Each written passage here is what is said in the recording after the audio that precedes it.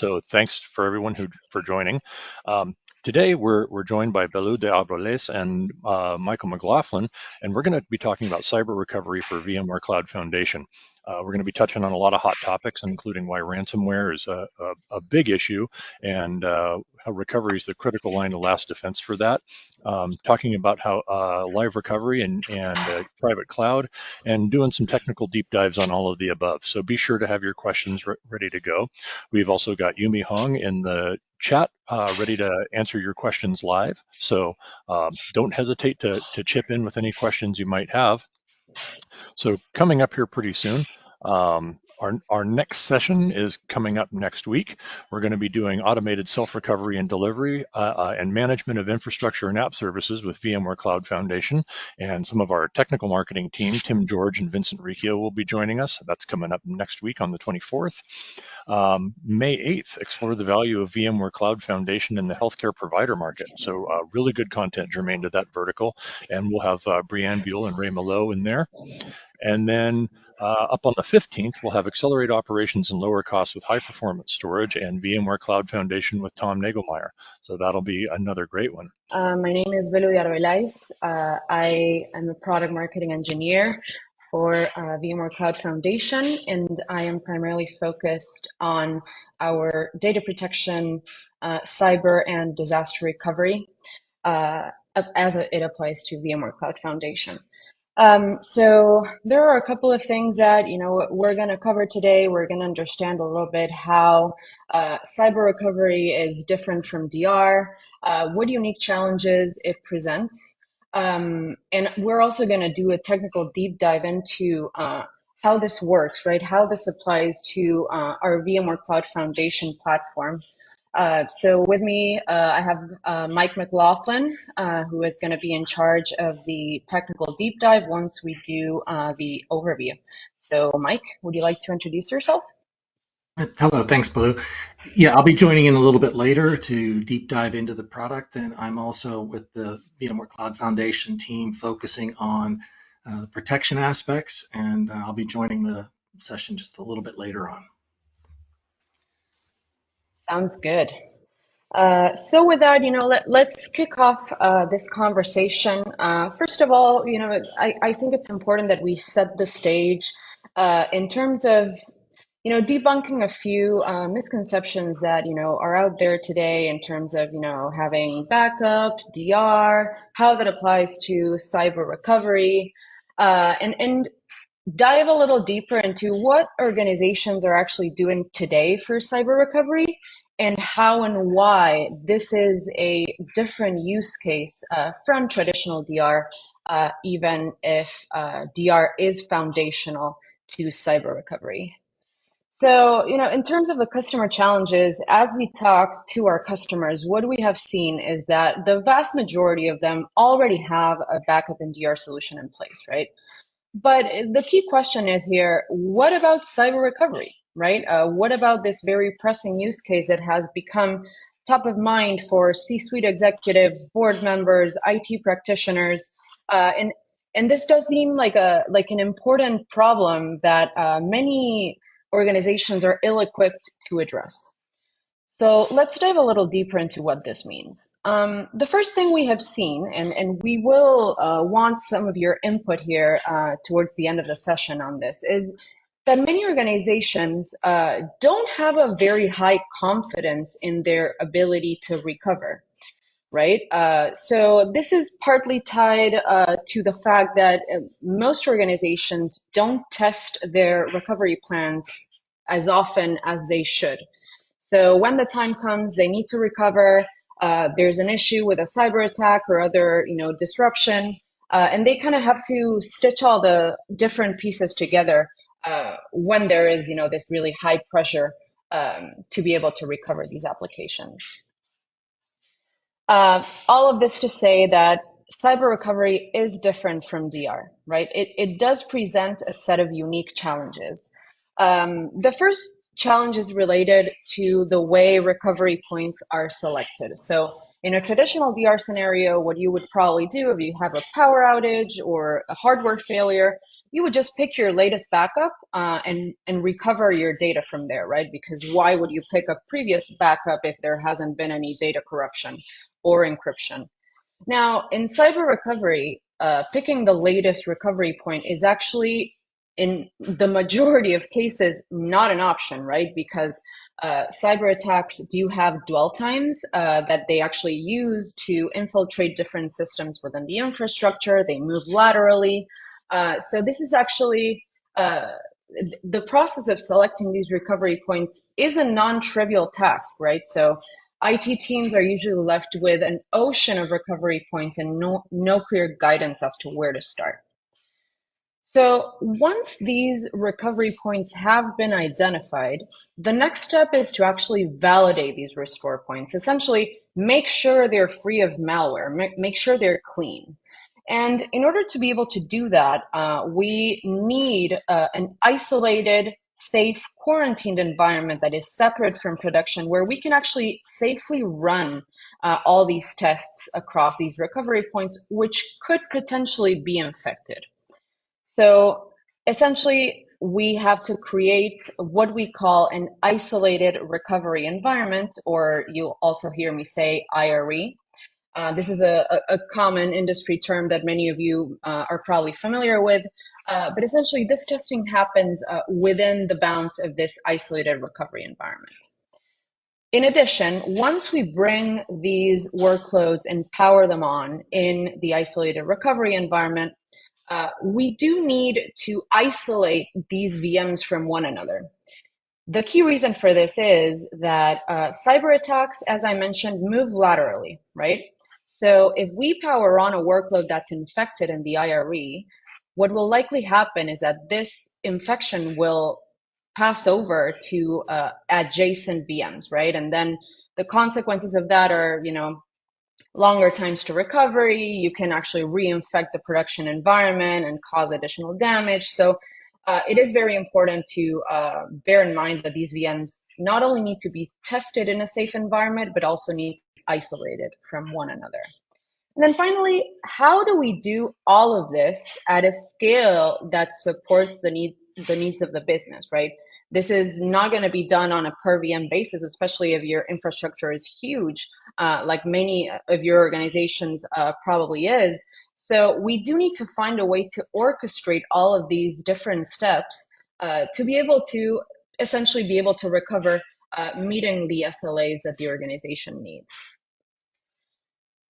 A key thing to highlight here is related to the way we validate these restore points, right? In this isolated recovery environment I just mentioned.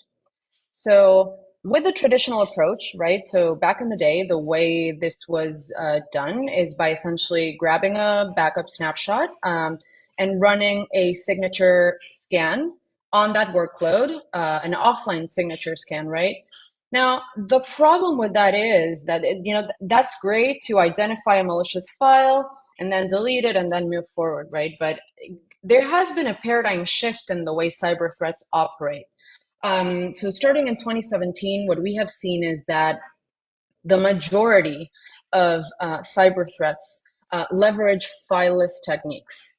So what this means essentially is that they work in memory, they will leave no trace, no file behind, they will leverage legitimate tools and processes to spread throughout the infrastructure.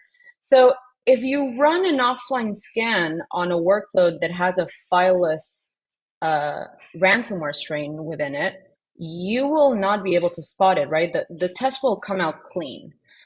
So this creates the need for additional methods for us to be able to confidently identify these fileless threats, which according to CrowdStrike research, for example, represent over 70% of attacks today. So the only way that we can actually confidently identify these threats is by doing what we call a behavioral analysis. This requires us to power the workload on in the isolated recovery environment and run this analysis to understand how the data behaves over time. This will allow us to spot malicious activity, which will indicate the presence of a threat within the workload. more on that later because I'm sure Mike is going to touch on that concept and go deeper. And then finally, another challenge that we see when we talk to our customers is that given all these different pieces that need to be integrated, right? You need the restore point selection, you need the behavioral analysis, you need the next gen AV because some cyber threats will be file-based. You need to orchestrate this entire process. You need to provision the isolated recovery environment. So this results in a very siloed approach to the cyber recovery operation, right? People are just trying to manually stitch together separate solutions from separate vendors. And this has a direct impact not only in the effectiveness of the recovery process, but also in the amount of IT resources that need to be dedicated to the operation and inevitably the total cost of ownership. So all this to say that the traditional backup and DR approach is not enough to recover from these modern cyber threats. So before we move on, I would like to open this up to the audience and actually ask you two key questions based on what we just covered. The first question in the poll is related to how often do you folks or do your organizations test their cyber and recovery plans? So I think there should be a poll coming up on your screens, and we just need to know, is it more than once a year or not? So that is one of the first questions. So yeah, we've got the first round of the poll is up, and it's looking like of everybody, of all of our respondents, got a lot of active people online here. It's looking like about 53% said yes, which is actually a pretty impressive number. Yeah, that is really good, guys. Super good. And so we got the second poll questions up and running now about cyber attack being cyber attacks a concern for people's organization, or if they have been in the past. And those numbers are still coming in. We'll give you another couple seconds here. Well, it's good that you folks are testing, right? The recommended frequency of testing is usually around once a quarter. But anything that is more frequent than once a year is a huge step forward. So wrapping up that second question, it's looking like we've got more than half of the people voted here, and we're looking at about 80% folks say that cyber attacks are a legitimate concern for them. Well, guys, this is what we're here to talk about today. So that's a big thing. Hopefully you will leave this session with a really good understanding of how we can actually address this problem, right? That there is a way to fix this. So that gets us to the how. How is VMware and VCF addressing a lot of these unique challenges that folks are dealing with in cyber recovery? Absolutely. That brings me to my next slide. So essentially, the way VMware is helping our customers enforce and implement this confident, strong cyber and data resiliency across their infrastructure is by bringing together the power of proven VMware technologies to deliver this unified experience that extends across cyber recovery as a service, disaster recovery as a service, and on-premises disaster recovery. So this essentially allows our customers to extend their on-premises DR operations to the cloud, right? Some people might want to still use their secondary data center because they need to amortize that infrastructure, or they might have compliance requirements, or they may need, 1 minute RPOs or any, specific considerations to on-premises, right? But we do allow for this extension and this gradual transition from one topology to the other. So in terms of the confident recovery that this product delivers, right? A few things come to mind in terms of what we were just discussing. So we'll have behavior analysis, we'll have the IRE, We'll have the isolation of VMs. And of course, all of these snapshots are immutable and air-gapped, which is actually kind of table stakes at this point for cyber recovery. But I do want to show you guys a little bit more about how this actually works, right? So essentially what we have here is a production site, and this applies specifically to the cyber and disaster recovery as a service use case. So you will have your production site, your VMware Cloud Foundation production site can be on premises or in the cloud. And the first step that's going to happen is you're going to replicate these workloads, which are going to be stored in the scale-out cloud file system, which is a part of VMware Live Recovery. So essentially, what happens next is that in the event of a traditional disaster, and this is the disaster recovery as a service use case, these workloads are brought up in this isolated recovery environment, which is also a VCF environment. So essentially, you are able to fail over these workloads. And the good thing about this is that unlike other solutions that do require you to have this idle infrastructure that's working at all times, we allow you to provision this isolated recovery environment either on demand, or if you have, more stringent RTO requirements and don't really want to wait for this Cloud SDDC to provision, you can also deploy it in a pilot-like form, right? So you will deploy 2 or 3 hosts of failover capacity, which can then be scaled. In both cases, this does provide significant TCO benefits, primarily because you're just not maintaining, securing and, managing this idle infrastructure at all times. So then, a process most of you already know probably is the failback. Essentially, we do delta-based failback, so only the change blocks of data get back to the production site. And that kind of completes the DRAS use case. But let's jump into what I think most of you are interested in, which is the ransomware recovery as a service use case. So imagine your production site gets hit with ransomware, right? Essentially, as I mentioned, we do have this immutable air-gapped storage within the cloud file system of VMware Live Recovery. So the first step in being able to conduct a ransomware recovery operation is going to be to invoke this dedicated workflow that VMware Live Recovery includes. Essentially, this workflow will span across identification, validation, and restore of recovery points at scale. And it includes a series of capabilities that I'm going to walk through now, which are highly differentiated and really do show how this product provides strong value to our customers. So first of all, you will spin up this isolated recovery environment if you chose not to do it through Pilot Lite.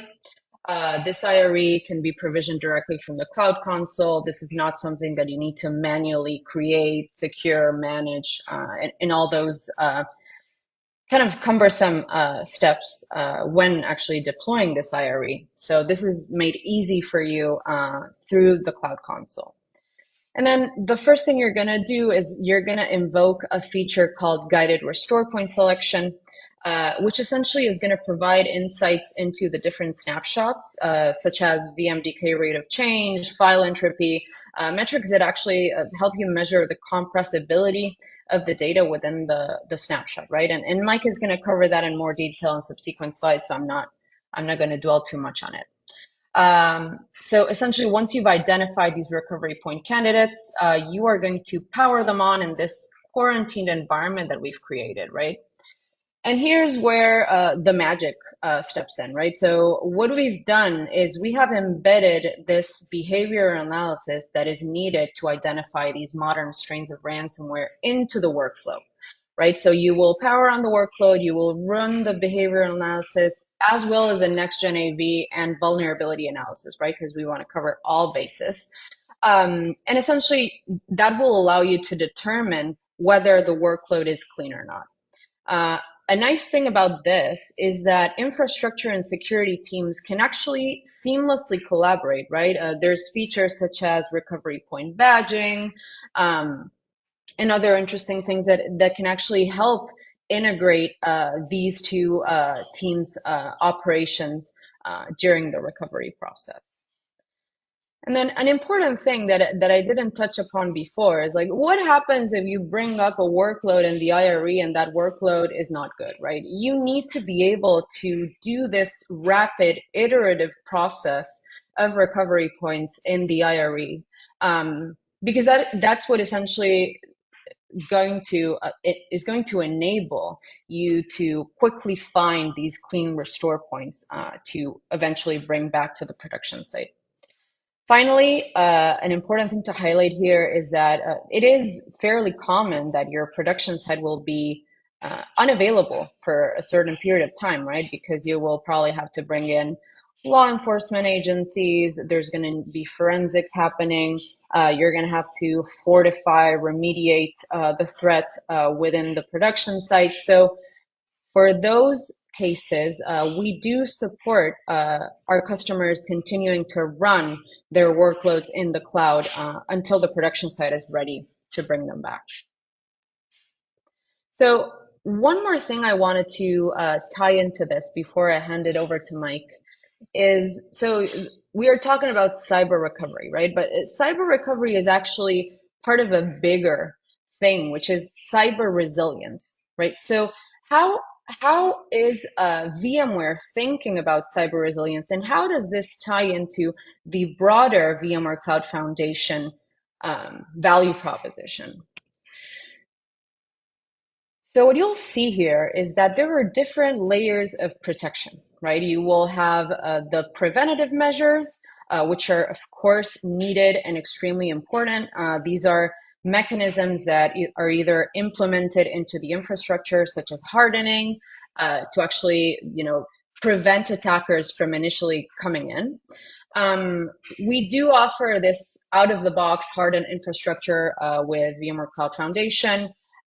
There's, several unique features, including the automated centralized patching, strong identity federation and management of security controls, encryption of data at rest and in transit.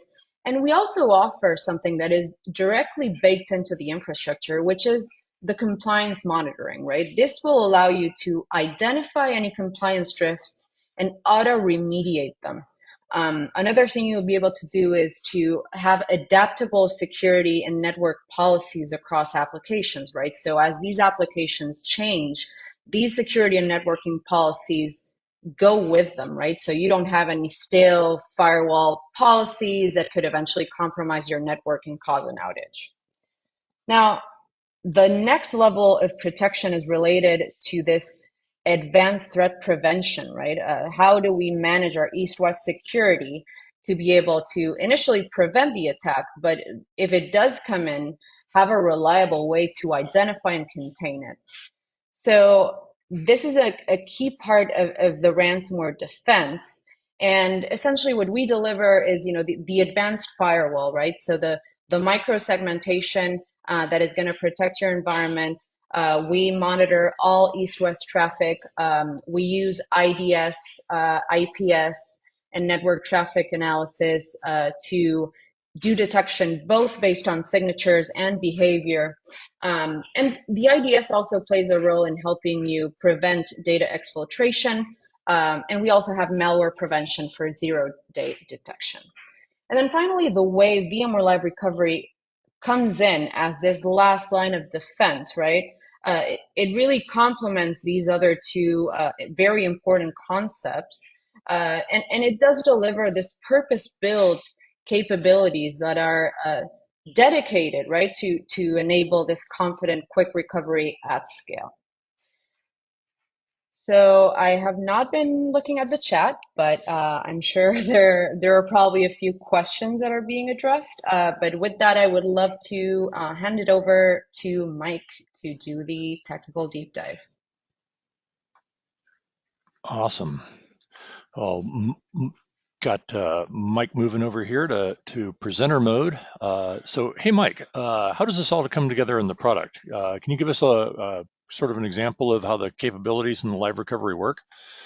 Yeah, that's actually what we're going to dig into here. Belu, you covered a lot of really good points, and I'm going to elaborate a little bit on that with a little bit more of a show and tell. I have a combination here of a little bit of some PowerPoint and some live product. So we're going to do a little bit deeper dive into the technical aspects and then a few demos along the way. And I may switch back and forth as we go through this. Yeah, perfect. So one of the things is VMware Live Recovery is the encompassing umbrella, and we're going to focus on ransomware recovery because that's the title of today's session. And for the next 20 plus minutes, let's focus in on this piece down here, the cyber recovery, ransomware recovery use case of VMware Live Recovery. All right. And I'm going to go back and forth between this workflow and the product as we sort of peel back the layers and dig into some of the details. So one of the first things, and I don't know if you actually said a sea of snapshots, but I do like that analogy, is if you're protecting your environment, from a disaster recovery perspective, the latest, greatest is what you want to fail over operations for. And you're going to fail those over to your other recovery site and get back into business. Ransomware recovery is a little bit different. And that partly is due to the dwell time and the nature of the attack. And so we have the ability here with the cyber recovery solution to deepen that recovery point safety net. Now I've highlighted here, monthly snapshots for 4 months, and I'm not ever suggesting you roll your business back 4 months and start over. But what we're saying here is having sufficient recovery points at the RPO levels that you need and at the duration and retention that you need to sift back through some of the problems and make sure minimize data loss is what we're looking at here. And having additional recovery points that go back in time. Because the question I'm going to ask in any situation is like, how did you feel on Friday? Oh, not so good. How about Thursday? How about the week before? Let's find out when this happened actually, and let's get you healthy again. So having snapshots retention is really critical. But this does create a little bit of challenge, and we'll see that a little bit further in the workflow here. The other thing that we brought up was this notion of an isolated recovery environment. All right, we're going to call that our recovery SDDC, software defined data center. It's a VCF terminology here. And in this case, I'm going to go ahead and deploy one. I'm going to add a recovery SDDC. And this takes a couple of hours, but it can be done on the fly if necessary or expanded relatively quickly using the cloud-based resources. But more interesting enough, that isolated recovery environment that you're going to use to do the remediation and validation work has a couple of things built into it. One of the first things we do is we instrument that recovery site with the necessary NGAV, next-gen antivirus tools to do the proper behavioral analysis of those workloads that we're going to bring up in there. The other thing that we do is we also, if we open this up with a slightly different view, is we're going to leverage some of the VMware NSX capabilities. And everyone's probably familiar with firewalls and microsegmentation and a number of things from a security perspective, but being able to do that quickly on the fly in predefined fashion, we're going to instrument the environment, and you'll see that this comes in very handy later as we start to go through the behavioral analysis and the validation of the workloads. So the SDDC that we're creating, our recovery environment, our isolated recovery environment, is already set up for us with some key components as part of the as a service that Belu had mentioned of this overall solution here. The other thing that's kind of interesting is from a disaster recovery versus a cyber recovery perspective. Disaster recovery is much more of a run book. Operations are down and we have a place to go do business. Cyber recovery or ransomware recovery is a little bit more iterative and has a number of other intermediate steps in it. Now, there are some that are workflow states that we've identified. So we go basically from backup on the left to healthy and recovered on the right. And in between, we're going to have these workflow states and actually some transitional states and our inventory moving below us here that we're going to want to be able to sort and separate and allocate and divide and conquer and track throughout the recovery process. This is one of the things that makes the ransomware recovery or a cyber attack recovery so much different than disaster recovery. We are trying to get back to a state of healthy workloads, healthy virtual machines, and they're going to be in a number of different states as we go through that with our infrastructure team and our security team. All right. And so let's just take a moment and switch over. I want to kind of share this out in a moment here. So at the top level, VMware Live Recovery has these capabilities, and we're going to look at the cyber recovery capability here. And I have a live environment that's been running for a while. It's protecting a number of data center sites to my cloud file system. And I have my disaster recovery SDDC that I'm using as an IRE. It's already provisioned. So I saved us about 2 hours of waiting for something to provision in the cloud, but it's ready up and ready and running and already configured for me. I also have in my cloud file system, that sea of snapshots I talked about, there's over 8,000 snapshots in total VM snapshots in this environment in multiple protection groups. So my environment is protected with policies based on the importance or criteria that I've established in my environment. So I have a nice granularity here and in various shapes and forms. And almost all of these that are part of my ransomware recovery framework have at least 3 to 4 months of retention sitting behind them. Or I would get a notice from my compliance check, which gives me a kind of a nice feeling that things are set up here. Now, my recovery plans, and I actually have one ready for us here, up and running. This one has, I don't know, 16 or so VMs in it. Some of them are still in backup. Some of them are already in validation, and we can see their status down here, and we'll take a quick look at that one in just a moment. I've already staged a few of these for recovery, and just for demonstration today, because we have a limited amount of time, I've already recovered one. So I want you to see what the workflow and the product looks like as I go through these steps. All right, now before I jump back into the next thing here, let's go back and take a look at our overall workflow and picking the snapshot. Now, one of the things that we're doing as we protect the data in your production site, in your VCF environment, we're taking a snapshot, we're taking that data, we're moving it offsite into the cloud, in basically so that it's safe. But we're also looking at some interesting data here. And if you look, my snapshot timeline across the top here also has change rate and entropy data, which is basically the compressibility of the data that is in that snapshot being tracked for us over that time. All right. And so we can see here, for example, just quick visually, that there's something that happened here, and in this example is back in November, that was a little different along the timeline. And if I can't explain that, or my application team or my infrastructure team can't say, oh, that's when we were doing this to the environment, we were doing patches, upgrades, migrate, whatever, that is a possible point in time we need to be worried about when things started to go wrong. That might have been when the health of the environment was becoming at risk. And so moving a little bit to the left of that might be where we want to start our recovery process.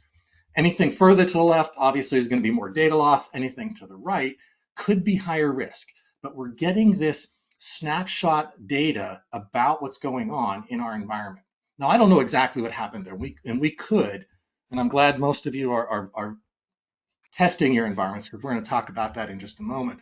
But this lets me get through picking snapshots that make sense for the recovery task at hand. And that's why I want to have that deeper archive of recovery points. Okay. And then I can just pick one and start it in my recovery SDDC.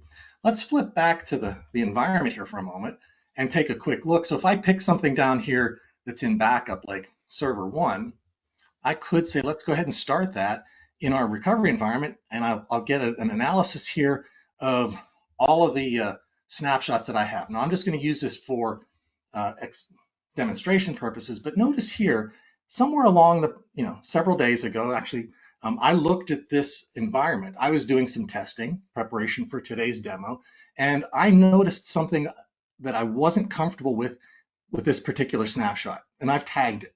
So I can actually do this in some of my proactive use of this environment. Now, I didn't fail it over, I didn't fail it back. I'm just looking along at something I didn't like, or maybe needs work, and I've marked it there. So we're over here, 2 days later, and you can see that I have snapshots going well back into the past. So this gives me this ability to basically run over the inventory that I'm working with.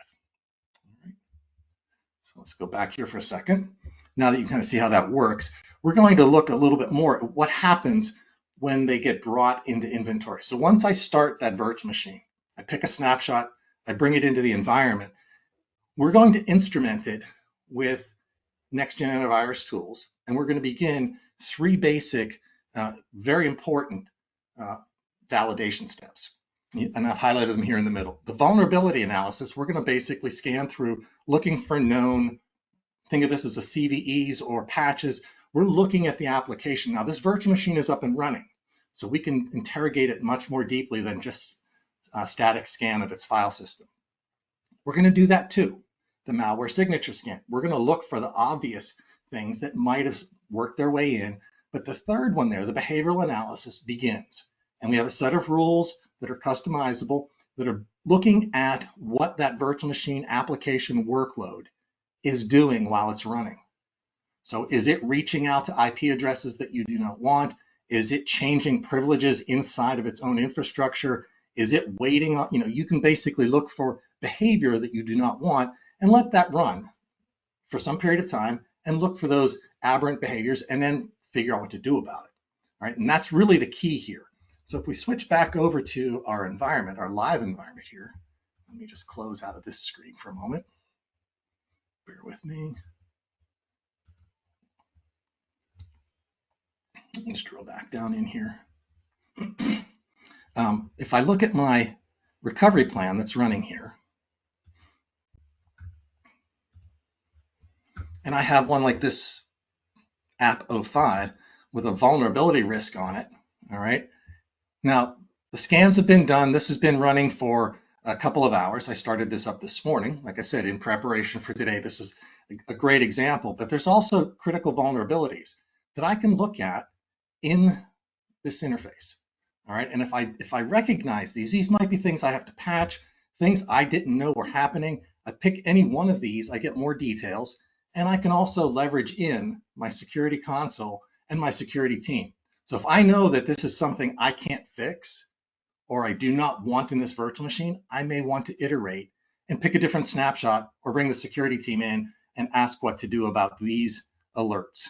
All right, if there were actually behavioral problems, they would show up here. And that might not happen immediately. It might require a little bit more of this validation process. And that's why we have this workflow helping us through the entire progress of the system.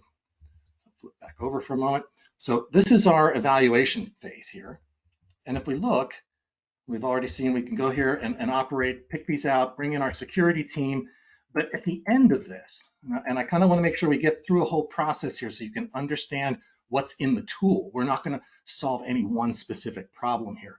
But from this dashboard, all right, I can now finish the inspection.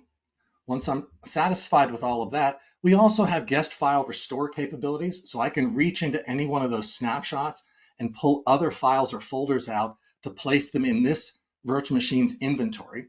All right, reducing data, minimizing data loss is one of our key tenets here. All right, I can also change the isolation. Now, if you remember, I showed you that the isolated recovery environment was instrumented with NSX networking features.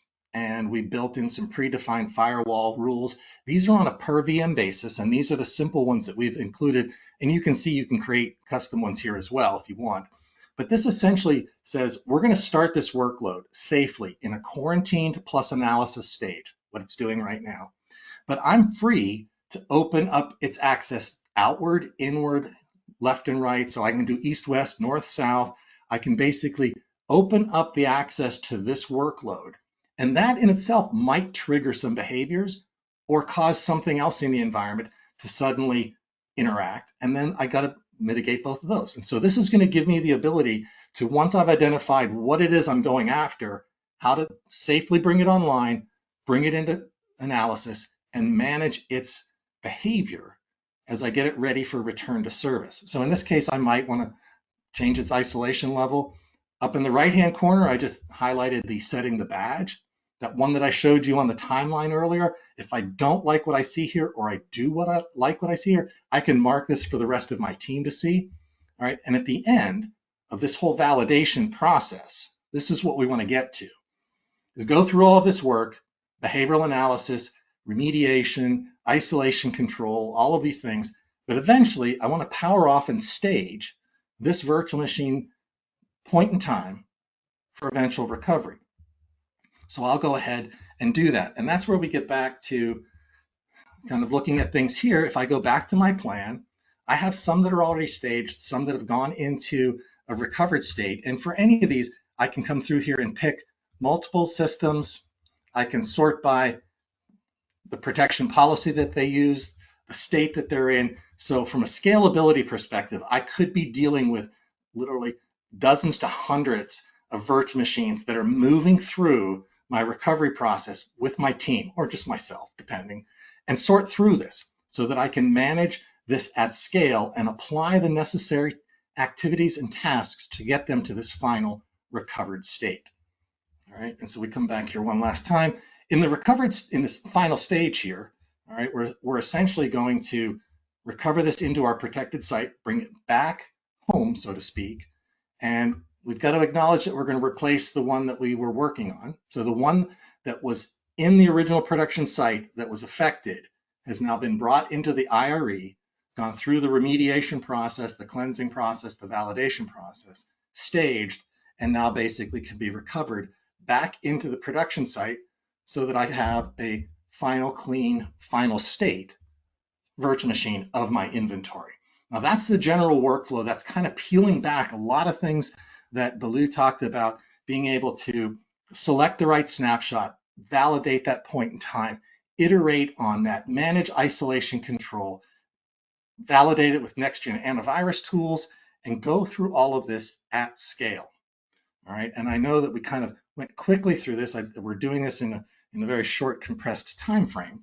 So let's switch back over here for just a moment, because what I want to do is I've walked through this process in a demo that I have that I want to share with you that kind of leaves you with the whole workflow that we just talked about one more time from start to finish. So let's take a look. So we're going to start here in our cyber recovery dashboard. I have a recovery plan already defined, and in this case, W2K16 App 1. Keep an eye on that one. That's what we're looking for. It's in our apps recovery plan. We have it set up. It's nicely validated, the compliance checks. We could do DR, test, failover, but I can also do a ransomware recovery here. All right, and in this case, I'm going to start the ransomware recovery, and there's W2K16 App 1. Notice that it's in backup still. So let's pick this one. Start it in our recovery SDDC. I'm going to pick a known good point in the past to begin the process of this demo, and you'll see that it'll basically instrument and get things running here. If for some reason I'm feeling risky, I might want to try a different snapshot just a little further. Now, this badge got in here because I've been doing my homework. For this demo, for this environment here, I know that this is not a good one, so let's go somewhere in between. Pick a new recovery point, try a different snapshot, iterate through that sea of snapshots. I'm going to keep a couple of notes here on the screen to myself, and we're going to go through and basically do the same process of instrumenting it. In this case, let's just say that I'm happy. I'm going to go ahead and badge this one as verified so that I can communicate to the rest of the team that this particular virtual machine point in time is ready to go. I can scroll down here, and one last thing, and maybe I should have done this first, but I like doing this, is going in and saying, well, let's mark this to allow internal inbound. I'm going to send this over now to my security team to test. They're going to access this virtual machine. They're going to say, yes, it looks good. All right, I'm going to change that isolation. That's changing all of the per VM firewall rules with a push of a button. All right, if everything, and behavioral analysis is still running. If everything is good, this is an excellent candidate to basically then close down the validation steps, kind of clean up the screen here a little bit, and power off and stage. And I'm going to take a new staging snapshot, keeping any of the changes that I did during that remediation process, and power that off and stage it.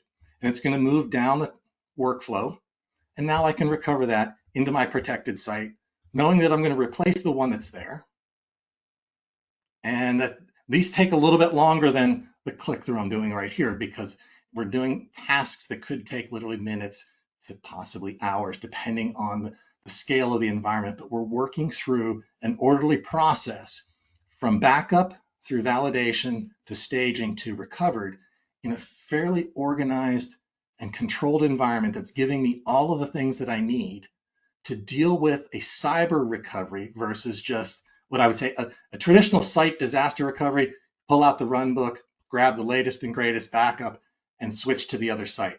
This gets a little bit different because I have to basically work through using my IRE to do the remediation of all of the backups that are in my cloud file system from the protected sites that I've already set up in my cyber recovery solution.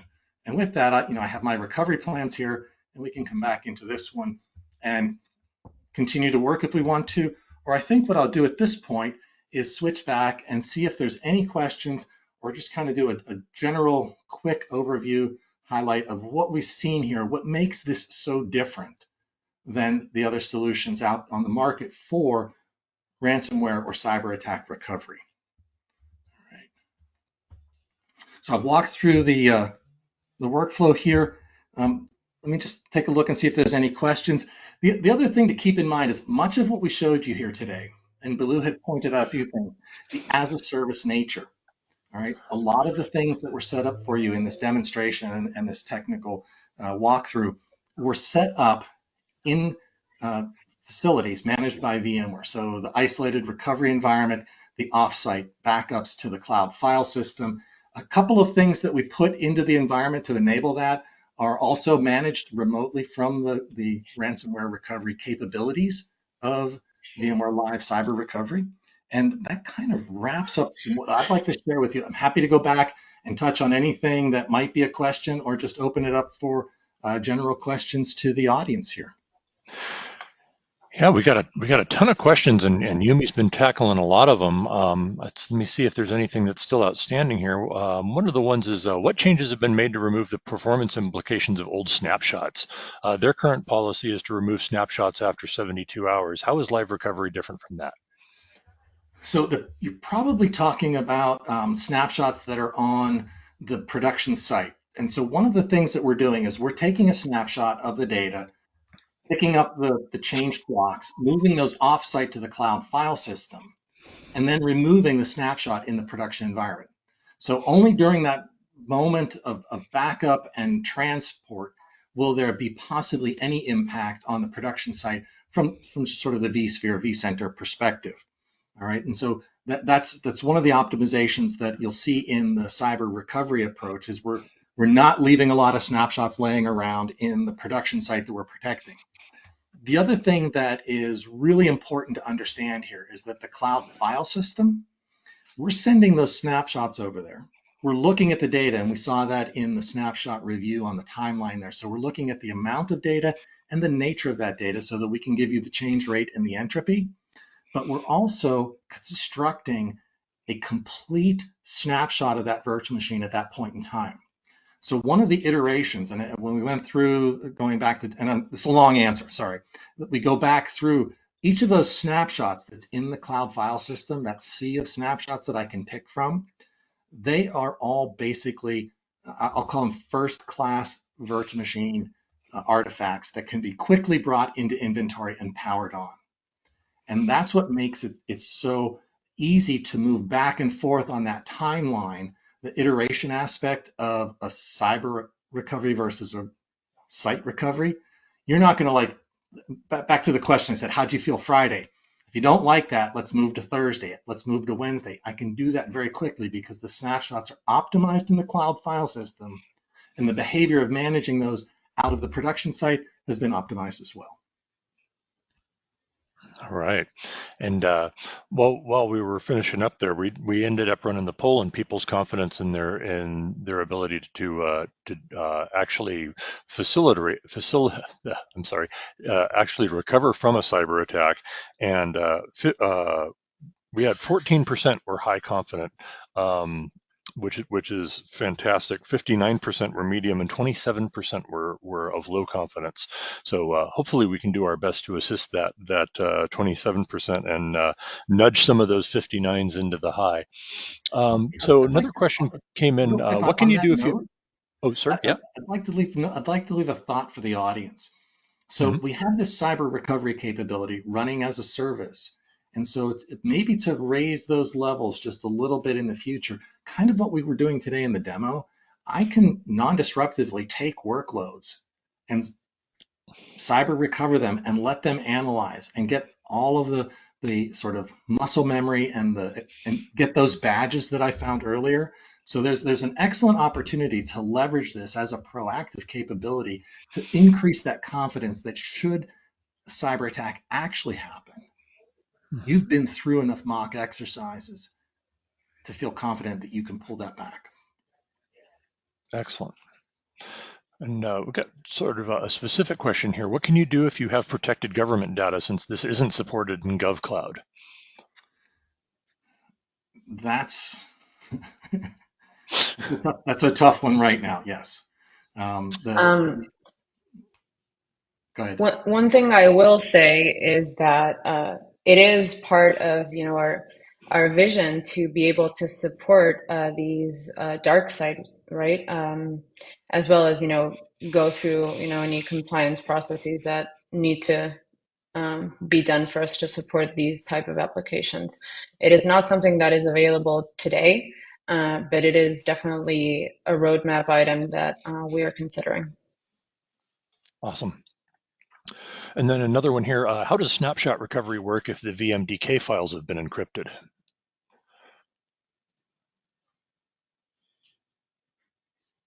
So at that point, if the VMDK files have been encrypted, you're talking about back in the on-premise, in the protected site.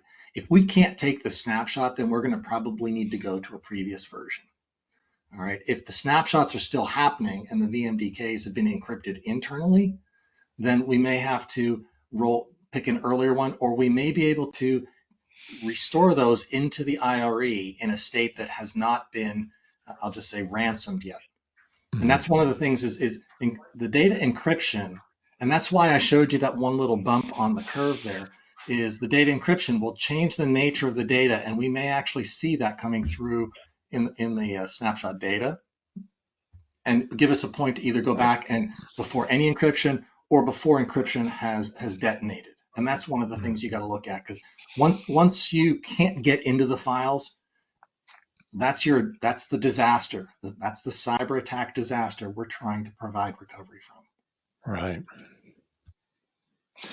Yeah, it looks like we've got just about all of our other questions wrapped up here. I know Yumi's been working overtime here to take care of a lot of them. So I know we were having a little bit of difficulty early on with some audio issues. Some folks weren't able to connect to the audio, and I'm guessing this is probably related to the app-related issues that killed our cameras. So we will definitely have the recording will be available. We'll socialize the recording out for everybody who's interested. A lot of questions on that, so we'll get that taken care of. So just looking real quick, I don't see any other outstanding questions that haven't already been addressed. So any parting shots from either of you before we sign off?